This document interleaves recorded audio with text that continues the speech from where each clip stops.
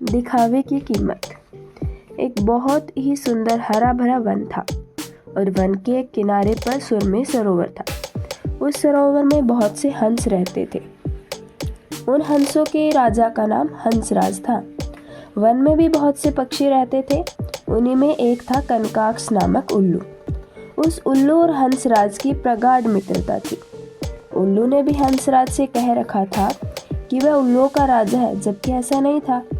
अतः उसके मन में सदैव यह विचार रहता कि वह कुछ ऐसा करे कि हंसराज को विश्वास हो जाए कि वह वास्तव में राजा है।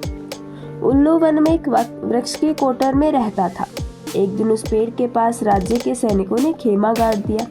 उनके राजसी ठाट बाट देखकर उल्लू दंग रह गया और उसने यही उचित अवसर समझा।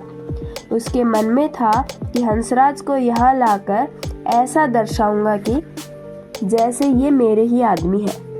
हंसराज मेरा वैभव देखकर अवश्य प्रभावित हो जाएगा। इसलिए कनकाक्ष हंसराज को बुलाने चल दिया। उल्लू जब सरोवर के किनारे पहुंचा तो हंसराज अपने साथियों के साथ जल क्रीड़ा में मग्न था। जब उसने कनकाक्ष को देखा तो किनारे आकर बोला, कहो मित्र, कैसे हो? मैं तो बिल्कुल ठीक हूँ, लेकिन एक शिकायत है। मैं तुमसे मिलने रोज यहाँ आता हूँ, पर तुम कभी मेरे घर नहीं आते। कनकाक्ष कुछ देर तो चुप रहा, फिर आगे बोला, यदि तुम मुझे अपना सच्चा मित्र समझते हो तो तुम्हें आज ही मेरे घर चलना होगा। इस तरह कनकाक्ष जबरदस्ती हंसराज को अपने घर की ओर ले चला। वन में आकर दोनों उस वृक्ष पर बैठ गए जिनके पास राज सैनिकों का खेमा गड़ा था।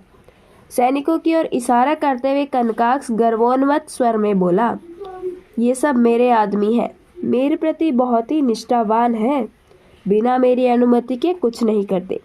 अभी उसने अपनी बात पूरी की ही नहीं थी कि सैनिक वहां से कुछ की तैयार करने लगे। यह देखकर हंसराज बोला, ये तो जाने की तैयारी कर रहे हैं, बिना मेरी अनुमति के कैसे जा सकते हैं? कहकर कनकाक्ष महसूस आवाज में हूँ हूँ करने लगा।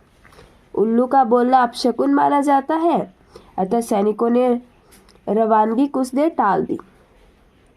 फिर सैनिकों ने 2-3 बार वहां से कूच करने का प्रयास किया, लेकिन कनकाक्ष ने अपनी मनहूस आवाज निकालकर उन्हें रोकने पर विवश कर दिया। उसका तो प्रयास ही यह सिद्ध करना था कि वह इन लोगों का राजा है।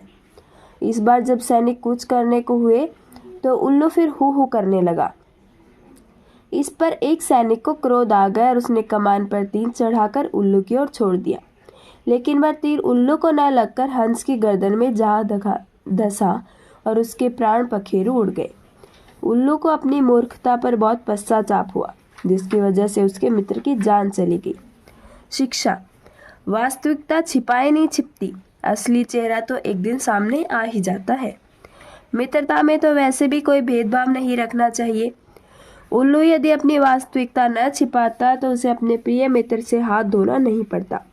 मूर्ख मित्र का संग सदैव हानिकारक होता है।